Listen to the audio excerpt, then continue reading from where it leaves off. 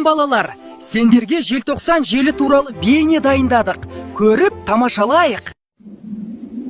Тәуелсіздіктің нұры жүрегімізге сәуле шашады. Бүгін 16 желтоқсан. Мәңгілік Қазақстан азат ел. Желтоқсан алауы ұмытылмас. Қайрат, Ләззат, Ербол, Сабира, Ерліктің мәңгі елесі. Тасқа қашалған тағдырлар, қайсар қайтпас батырлардың есімдері ел есінде мәңгі сақталады. Бұл батырлардың жүректері қарда, суықта оларды тоқтата алмады. Үміт оттары сөнбеді.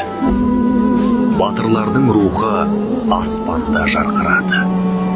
Балалардың көзінде таңданыс пен құрмет. Ғасырлардан жеткен арман, желтоқсанның оты.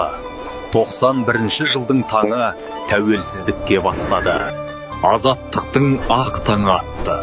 Самұрықтай қалықтаған арман тәуелсіз елдің көгіне көтерілді. Көк байрақ еркіндіктің мәңгілік нышаны, тәуелсіздіктің таңы болып аспанға көтерілді. Бұл атадан балаға қалған үлкен аманат қарағым. Ерліктің қарымтасы бейбіт өмір.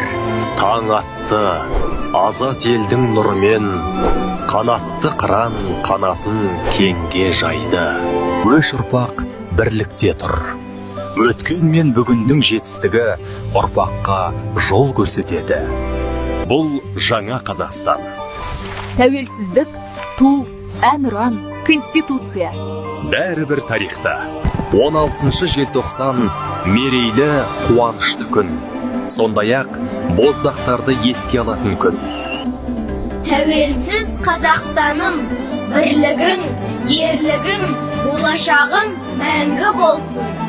Қазаққа салт дәстүр, атадан қалған нақыштар қайта оралды. Сендерге ұнады ма балалар? Сәлем балалар, сендерге